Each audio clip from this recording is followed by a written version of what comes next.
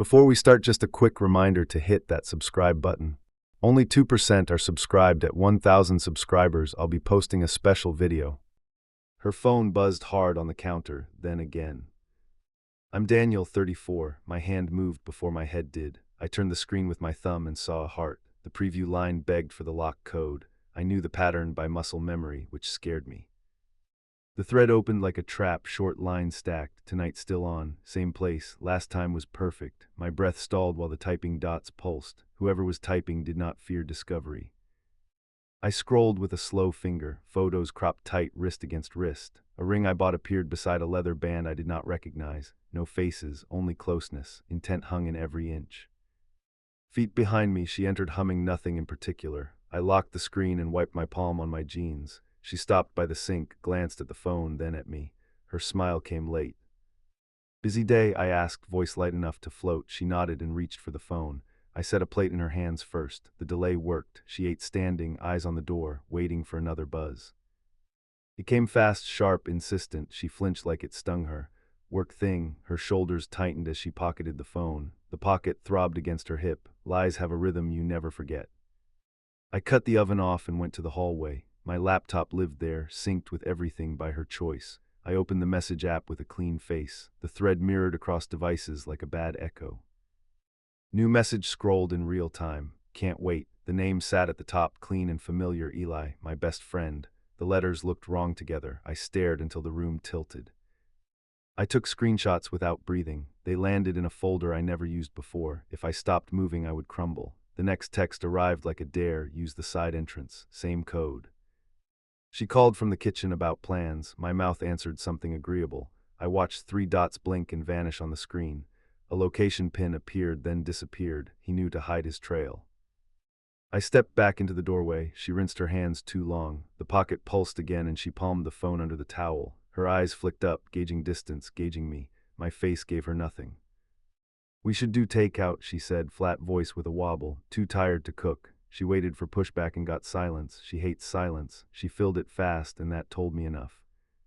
I nodded and reached for my keys. "I'll grab it." I brushed past her and felt her body go rigid. She touched my elbow, light as paper. That careful touch had not been careful yesterday.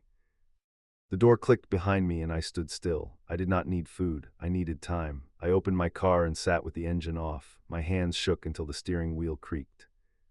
Another message popped on the laptop screen on the passenger seat. He was already there. "Bring the blue sweater." Blue meant nothing to me, but it meant something to them. Codes build habits.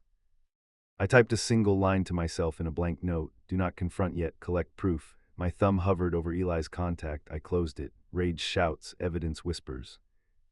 Back inside, she hovered near the hallway, suddenly helpful. "I can order instead." She watched the laptop bag like it barked. I set it down away from her and smiled with my teeth. She blinked, then retreated.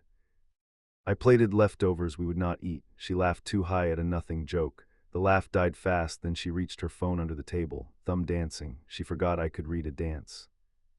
The screen lit my bag through the thin fabric. A fresh photo synced, 2 coffee cups, 1 mug chipped like Eli S. A hand traced steam into a heart. My stomach tightened, then steadied. The shape of the night was clear. "Early meeting tomorrow," I said, spoon tapping the bowl. She nodded with relief that felt like betrayal. "I'll sleep in the office tonight to prep." She agreed too fast. Hope flashed and vanished.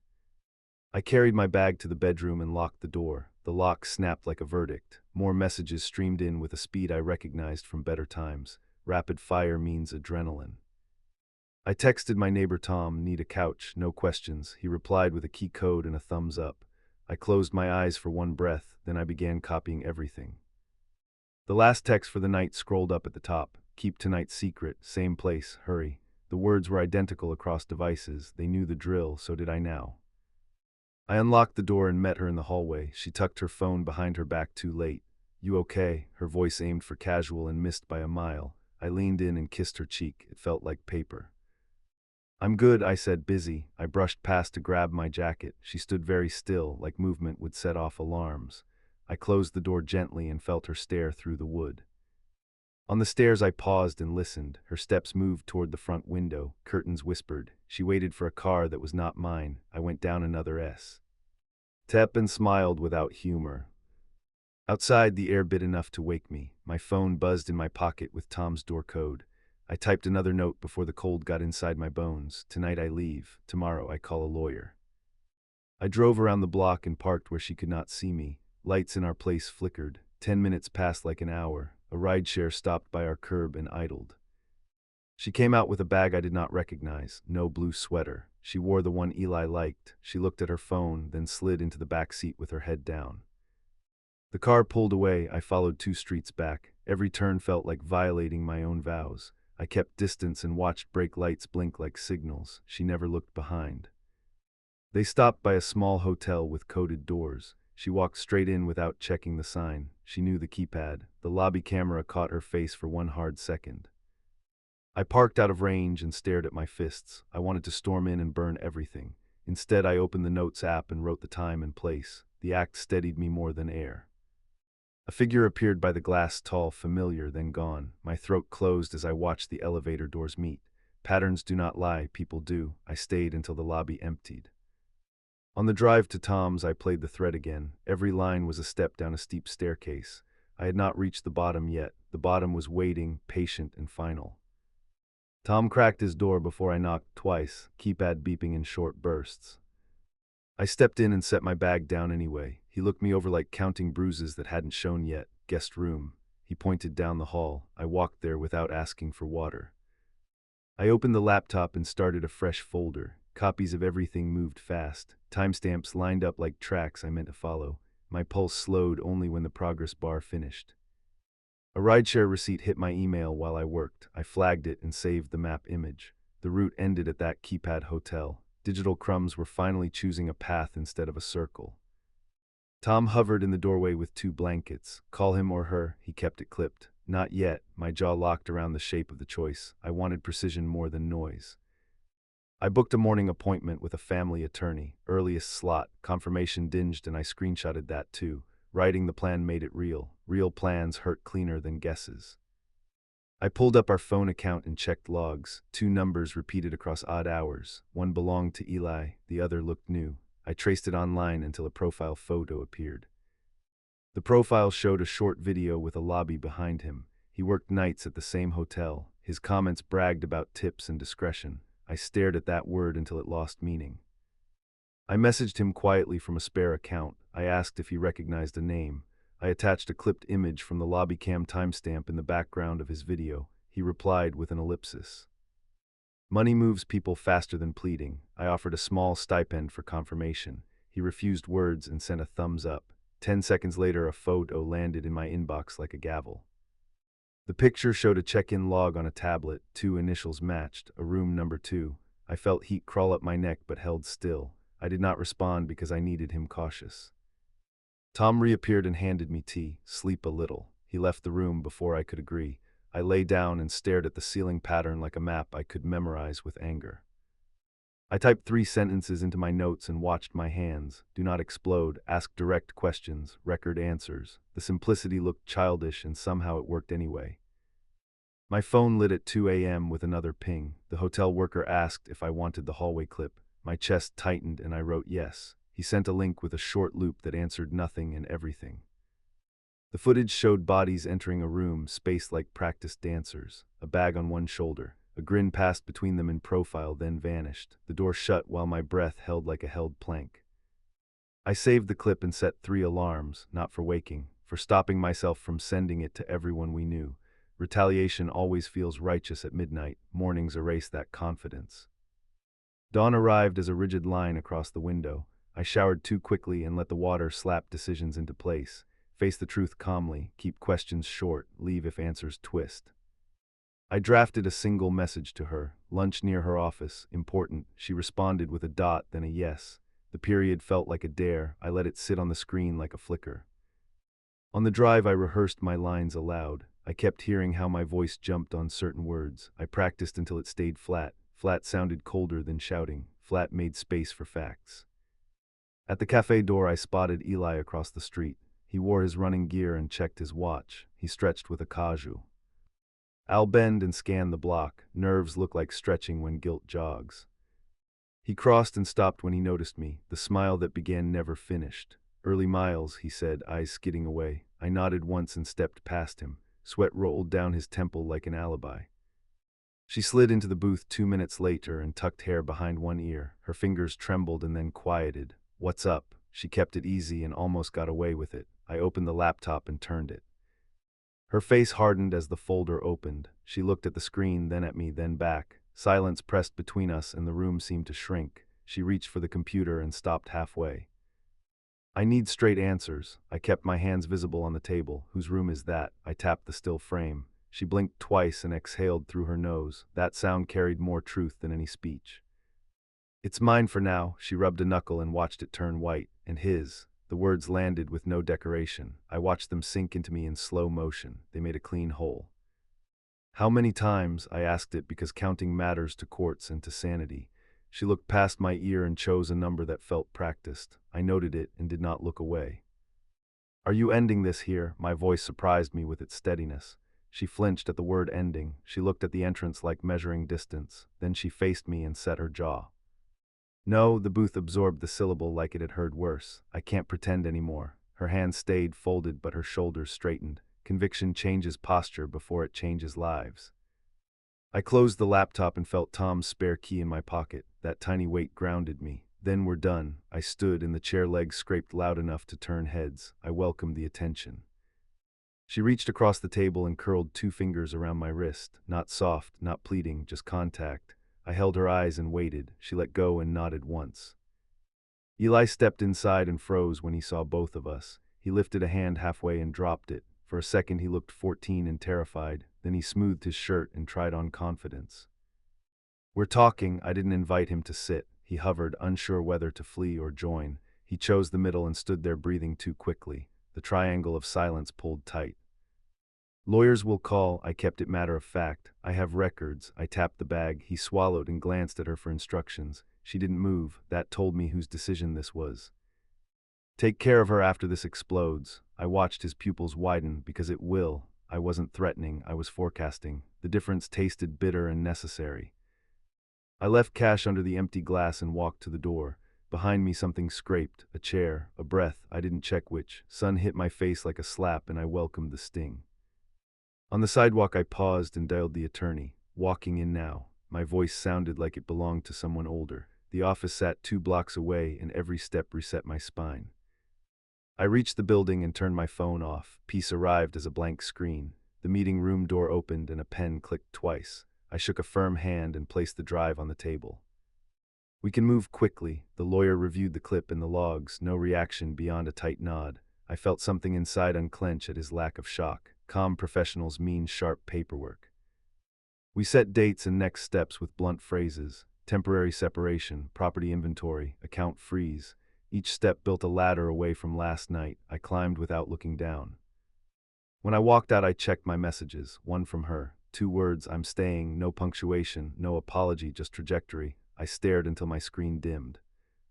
Tom texted a question mark and a burrito emoji. I typed back later and meant it. I wasn't hungry.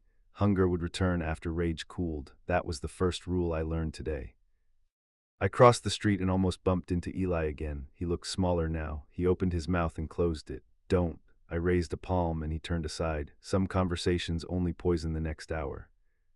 Back at the car, I rested my forehead on the wheel. I counted to 10 with brutal slowness.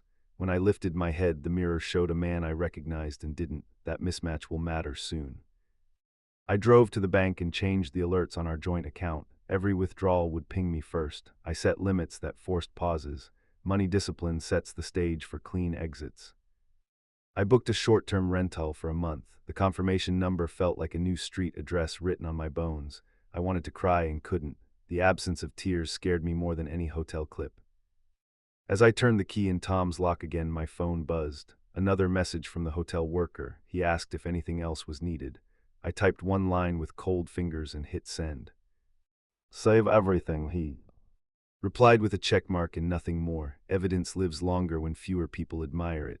Admirers talk, archives win. I let that thought settle like armor. I lay on the couch and stared at the ceiling again. This time I didn't see maps. I saw empty walls in a place I hadn't moved into. I saw a bed with room for only one, at least for a while. I unlocked the rental and dumped my bag by the door, then stopped. A fresh alert flashed on my phone with our joint account. 2 contactless charges pinged 5 minutes apart, same block as that lobby last night. I felt the floor tilt under my feet. I opened the banking app and set stricter limits. Every swipe would need my approval now. I killed her card with one tap and watched the toggle gray out. That click felt like cutting an oxygen line. A message arrived from her number before I could breathe.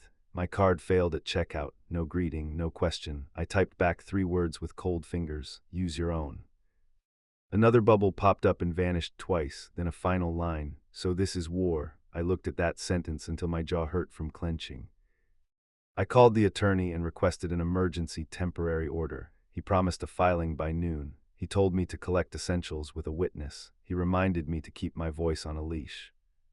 Tom met me outside our place with coffee and a nod. Fast in and out. He pocketed his phone and kept his shoulders squared. We rang the bell once and waited for footsteps that never came.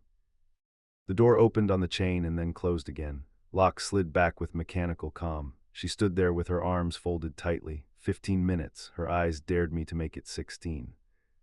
I walked to the bedroom without touching anything extra. I grabbed clothes, chargers, one framed photo that used to anchor holidays. Tom watched the hallway and a clock that ticked loudly in my head. She hovered in the doorway like a line judge. You blocked my card. I folded a shirt and zipped a case. I safeguarded shared funds. I kept my eyes low to keep my temper from catching. Her phone buzzed twice in her pocket and she didn't look down. I recognized that discipline and hated that I once admired it. She asked where I was sleeping. I said not here and left it there. Eli appeared at the top of the stairs without sound. He wore running shoes again like that made him swift. He leaned on the rail and studied me. I placed the bag down and straightened my back. You're trespassing. He swallowed hard at his own word. Tom let out a short laugh like a bark. He lives here. Eli flushed and reached for the banister. His knuckles went pale and stayed that way. I walked past him and opened the hall closet. A sealed envelope slid forward from a shelf I rarely used, my name on the front in her handwriting. I held it up and glanced at her face. Take it. She stared at the floor and rubbed her wrist. The gesture looked practiced and raw. I tucked the envelope into my jacket without breaking eye contact. Tom looked between us like a referee who hated whistles. At the kitchen table, a neat stack of papers waited. A lease application with 2 names and a move-in date next week. Our money as proof of income. My stomach dropped and then hardened like poured cement. I lifted the top page and looked at Eli. He didn't blink. He just shifted weight from one foot to the other. You intended to move fast. I set the page down slowly and let the silence bite. I needed stability. She picked at a nail until it reddened. He gives it. The line was almost bored. My voice stayed even while something inside me dug its nails in. You wrote stability and drew a line through me. I gathered the rest of my things while Tom gathered his patience. She followed us to the door and rested her palm on the edge. Don't humiliate me online. I met her gaze and kept my words clean. I won't lie, that earned a flinch. Truth can cut deeper than revenge. Eli shifted again and reached for her shoulder. She did not lean into him. That stiff gap told me both less and more. Back at the rental, I opened the envelope on the counter. 4 lines on a single sheet. I tried to love you. It stayed duty. It isn't your failure. Please leave me kind. My hands shook anyway. I took a photo of the note for the file. Then I folded it once and placed it beneath my watch. It would not guide decisions, but it deserved a square inch of space until morning. The attorney called with the filing number while I stood in the kitchen. He wanted a sworn statement by 3. I drafted it point by point with no extra heat. Fewer adjectives, more dates. The discipline steadied me. Midway through, a notification from the cloud lit the corner of the screen. An audio file uploaded from her phone into our shared drive. The title looked accidental. I clicked once and turned the volume down. Voices filled the room like ghosts that knew my name. Hers and Eli's. They discussed leases and new routes to work and boundaries with friend. They planned to tell families after signatures dried. Then his voice tightened around a question. Will you miss him? A long pause followed by an almost whisper. I will miss our routines. The word love never arrived. That absence rewired my next move. I saved the file and added it to the evidence folder. Then I wrote a new note to myself under the legal to-do list. Do not chase affection that never existed. Build a life that does not hinge on crumbs. At 2, I met the attorney again and signed where he pointed. We scheduled the first hearing for early next week. He reminded me to move cautiously with communication. He advised me to avoid late-night texts that smell like regret. I left the office and turned toward the river to clear my head. Every footstep marked distance from the life that just fractured. I pictured a future apartment with blank walls and quiet mornings. The image did not scare me. My phone rang with a number I knew by heart, her mother. I answered because honesty stays cleaner than dodge. What happened? Her voice shook on the first consonant. I kept it simple and not cruel. Ask your daughter. A long inhale filled the line. She told me a version. I let the silence run until it began to ache. Then you deserve the full one in writing. I would not be bait this round. I sent a short email with concrete facts and zero heat. Timestamps, places, next steps, no color. I pressed send and stared at the little paper airplane icon until it faded from the screen. Back at the rental, a box waited at the door. No return label. Inside lay a few books, a sweater with my initials, and the spare house key. Her handwriting covered a sticky note on top. You forgot these, not even a period. I placed the key on the table without touching the note. Then I took a slow breath and messaged Eli 3 words I never imagined typing. Treat her gently. He responded with a single dot and nothing else. I sat down and opened a blank page with a header I hadn't used before. Inventory for division. I listed what mattered and what I could release without a fight. Releasing things early would keep me human. Tom knocked and slid a pizza onto the counter. Eat first. I nodded and took a slice despite the knot in my chest. Chewing anchored me back in a body I had ignored for 2 days. As night settled, I wrote one last message to her with measured care. Send a list of items you need before Sunday. She replied quickly with thanks and 3 bullet points. No small talk, no bait this time. I closed every app and let the room go quiet. I imagined the hearing and the pens and the dates. I pictured standing straight while answering concise questions. That picture steadied my lungs. I lay in the dark and listened to the building breathe. Somewhere above me, a dog barked once and then stopped. I waited for grief to roll in like a wave and drown me. It didn't. Sleep arrived in jagged cuts and healed me by inches. In the morning, I would move more furniture on paper. In the afternoon, I would arrange a storage unit and a courier. Each step would be a small exit. Before I drifted off, I unlocked my phone and changed one final setting. Her contact name became 2 neutral letters. No hearts, no old inside jokes, just distance written in plain text that finally told the truth.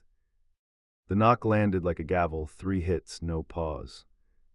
I opened the door and faced a courier with a stiff jaw. He confirmed my name and handed over 2 envelopes, one for her, one for him. Service complete meant the clock started now. I texted a single line to both numbers. Documents are on the way. A typing bubble rose and fell from her contact. He stayed quiet. Silence from him was the first fresh detail today. Within minutes, my screen exploded with friend notifications. Our group chat lit up with pings and clipped questions. I dropped a screenshot of the filing receipt and left the chat, leaving First Beat defending last. Her call arrived an instant later and I let it ring once. I answered on speaker and kept the phone on the counter. You escalated. Her breath grated in the receiver. I protected myself. Steel works better than flourishes. I need my things today. Her voice steadied and cooled. List them. I tapped the Notes app and waited. She rattled off items with practiced control. No sentimental claims. That restraint felt like a blade.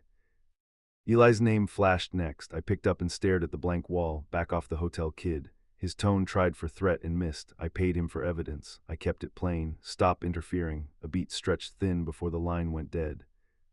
The attorney messaged with a time to meet the process server. They would handle delivery in person at her office. I approved and asked for confirmation photos. Neutral proof keeps arguments small.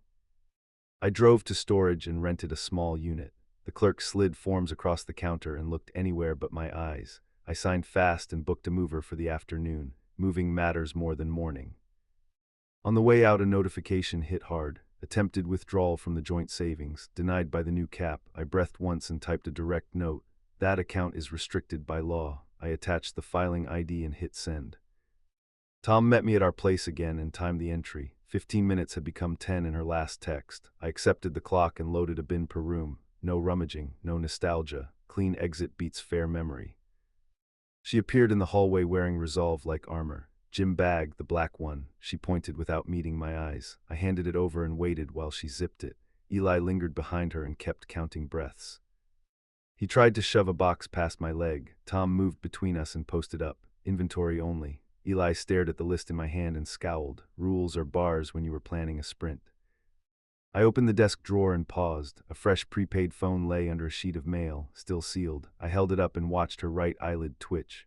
Return it, she muttered and looked away fast. At the door she stuck out a palm, spare vehicle key. I placed it in her hand and kept my fingers steady. Her nails clicked against the metal and she hesitated. Thank you. Gratitude sounded like truce and threat together. We hit the parking lot and loaded the last bin. Eli stalked over with a manic grin and leaned in. You won't control the story. His breath shook. I will post the truth. I unlocked my phone and opened the voice memo app without hiding it. Your truth, I said, letting the mic sit between us. He froze for half a second and adjusted his stance. We're in love. The words landed dull. Love is small when spoken for defense. Back at the rental, a blocked number called twice. I answered on the third attempt and listened. A manager from the hotel read a policy about privacy and footage. He hinted that staff had overstepped. I thanked him and hung up before he asked for anything else. 2 minutes later, the night clerk pinged me with a nervous text. They warned me. He added 3 shaking emojis and a final line. I won't send more, I replied with one sentence. Stay safe and keep receipts. Loyalty is fragile when fear breathes down a neck. The attorney forwarded 2 images of the moment she accepted the envelope. Her jaw set, her eyes cut to the camera. She signed the acknowledgement with neat control. Paper doesn't tremble even when hands want to. My mother called next and I almost ignored it. I picked up and gave her the minimum. It's happening. She asked where I was sleeping. I told her the street and across street. She offered a spare room I would not use. I opened the sealed letter she'd left yesterday and Ray. Add it again, duty, kindness, please. The words did not change because I stared longer. I folded it smaller and slid it into the file. A calendar invite landed from her email. Mediation session penciled for Friday. I accepted without comment and forwarded it to counsel. We would sit across a table and speak in numbered bullet points. Her best friend from college messaged me privately with a risky question. Is any of this exaggerated? I sent 3 screenshots with timestamps. She replied with a single sentence that looked like a verdict. I'm out. Before sunset, the mover arrived and hauled my bins to storage. I watched each load disappear and felt weight lift in ugly increments. Losing things is easier than losing a version of yourself. At 8, I met the attorney again for a prep call. He walked me through testimony with short commands. Answer only the question, no extra, no theories, stick to verbs and dates. I practiced aloud after the call ended. Did you suspect infidelity? Yes. What steps did you take? Documented and filed. What do you want today? Distance and closure. My mouth learned the cadence of survival. Night stretched and my phone lit once more, a message from her to both of us at once. Friends are asking. She asked how to frame it. He replied with a heart and nothing else. I typed 3 words and sent them before I could soften them. Tell the truth. Minutes later, the group chat exploded again with new exits. Names left the list in chunks. Those departures sounded like doors closing quietly in a long hallway. Quiet sometimes hurts louder than shouting. I returned to the rental window and stared at the street. A couple laughed under a balcony and then went still. I wondered how many people nearby were carrying betrayals in grocery bags. That thought kept me steady, not bitter. Before sleep, I prepared a small packet for mediation. Bank logs, delivery confirmations, the audio snippet with redacted metadata, clean copies only, no poison lines. Facts make better armor than rage. I wrote a final note to myself and taped it above the light switch. Speak slowly, refuse bait, leave early if the ground tilts. The last line underlined itself in my mind as the room went dark. Tomorrow would test every word. The mediator opened the door and lifted a hand. Quiet us or leave. We sat across a narrow table and kept our shoulders squared, her lips pressed together until they paled. He took the chair behind her and tried to look necessary. I laid out my packet without flair, then waited. Ground rules, the mediator slid forms toward the center. No interruptions, speak to me, keep voices even. We nodded like players at a coin toss we hated. She started with logistics like she was ordering parts, apartment timing, mail forwarding, car usage until month's end. Each item landed with neat precision, then waited for my signature. Financial support, her fingers tightened around her pen. She asked for a monthly figure and health coverage for 6 months. Eli's foot jittered under his chair like a trapped bug. Itemize why. My voice stayed level though my pulse kicked hard. She glanced at the mediator and began listing costs, rent, therapy, relocation fees. The list ended quickly, but the implication lingered. I'll cover therapy only. I slid a number across the table. Short term. The mediator's eyebrows twitched, then settled. Eli leaned forward with a breath through teeth that sounded like complaint. She inhaled once and recalibrated. Division of property. We moved down columns without touching old wounds. Each checkmark erased little pieces of life. The paper grew lighter, and so did my stomach. Halfway through, the mediator asked for a break. Eli stood first and paced a small square. I walked to the window and counted passing buses. Counting helps when thinking starts to spiral. She joined me at the window and stared at her reflection. "I cannot be who you need." Her voice fell quiet and stayed steady. "I never was." The words arrived without heat and cut anyway. "Then finish this clean." I kept my eyes on the street. No side stories. She nodded once and rubbed her wrist again. Old gestures survive new deals.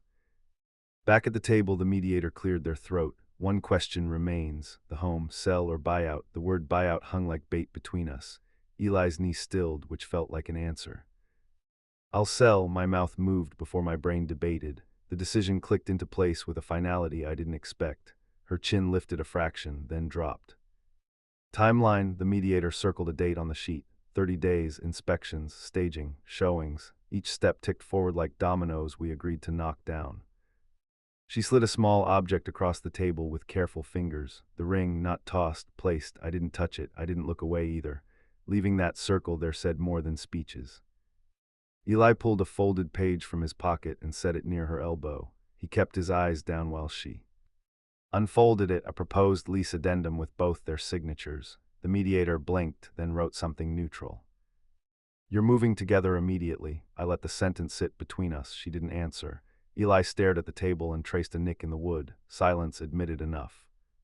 Next, the mediator steered us to communication. Direct, email only, no late-night messages, no third parties. Everyone nodded because boundaries work like seatbelts in crashes. We signed preliminary terms with heavy pens. Copies slid to each stack and the meeting ended. Eli stood too fast and knocked his chair. He caught it before it fell, then forced a smile that wouldn't stay. In the hallway, she stepped close enough for breath. "You were kind in there." I watched her mouth shape the sentence and then still. "I will be kind once." My chest felt empty and strangely stable. I walked to the elevator and pressed the button twice. The wait stretched long enough for doubt to whisper. The doors opened and I killed the whisper with a single step forward. Downstairs, my phone buzzed with a message from an unknown address, a short line. "Your colleague sent us the footage." The hotel's legal contact wanted confirmation I would not publish. My thumb hovered over the screen like it might burn.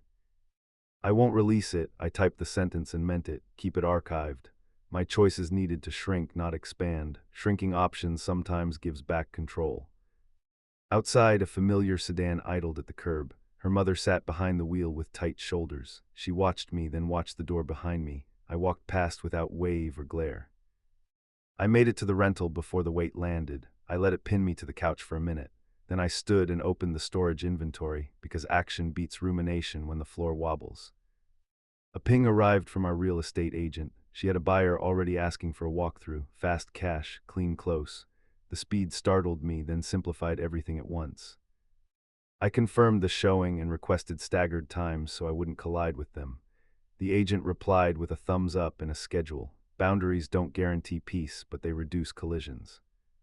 Eli texted separately for the first time since the cafe. "She's not your enemy." I stared long enough to calm the first instinct. "She's not my anything now." The truth came out flat and clear.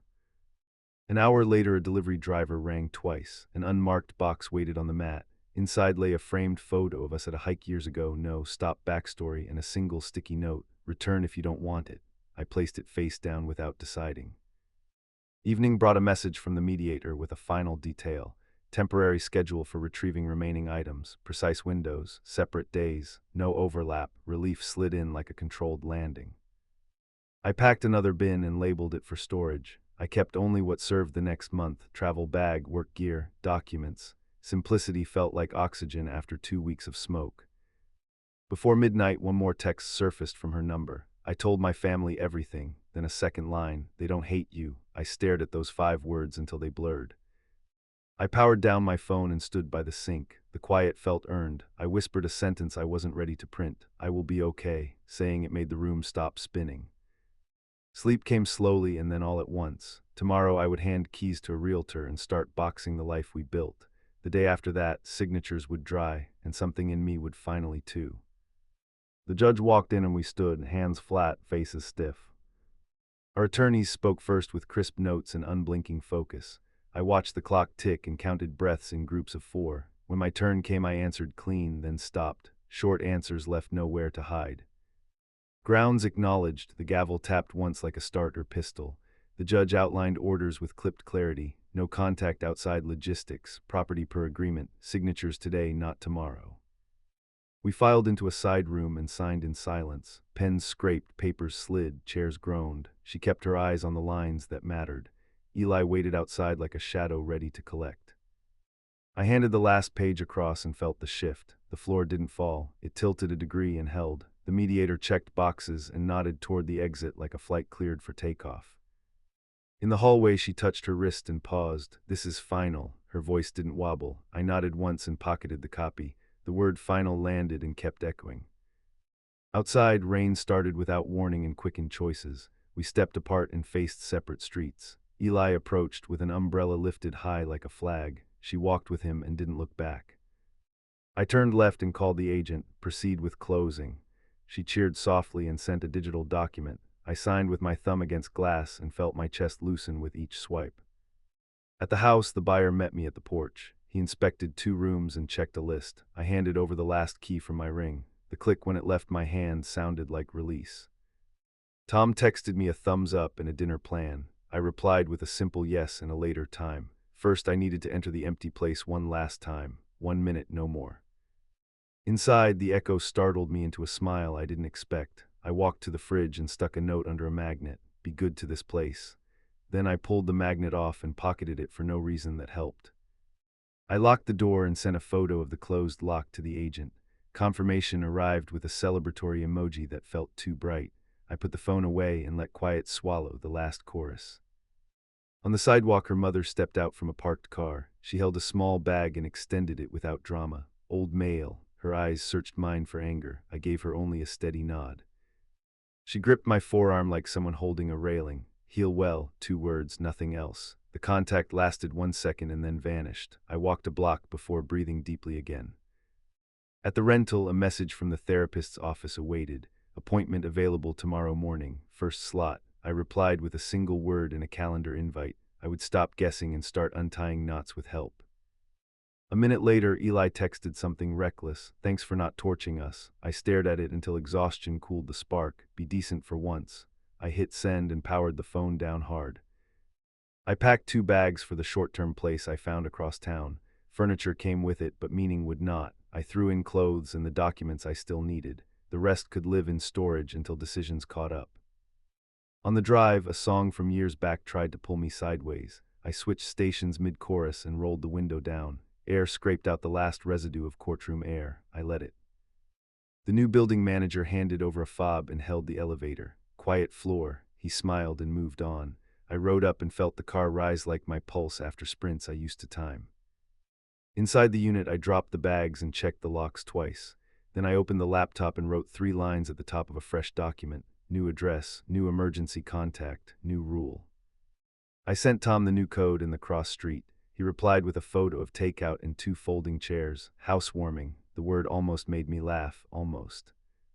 Before bed, I drafted one more message to her with clear boundaries. All communication by email, logistics only, no more shared accounts. I reread it for leaks and found none. A knock landed just after I brushed my teeth. Tom stood there with the chairs and a grease-stained bag. We ate leaning over the sink like college kids who had learned about boundaries late. First night, he grinned, then sobered. "You good?" I chewed, swallowed, and let my shoulders drop. Getting there. Progress measured by inches still counts. After he left, I stood by the window and listened to the city breathe. A woman laughed on the corner, then shushed herself. Somewhere a siren wailed and faded. Life kept moving without waiting for my paperwork. I placed the ring box on the counter and opened it. The circle gleamed like an old password I would never use again. I closed the lid and wrote one final note on a sticky square. "Return tomorrow." I stuck it to the box and turned out the light. The room held steady through the dark. Morning would bring a new list, and this time it would be mine.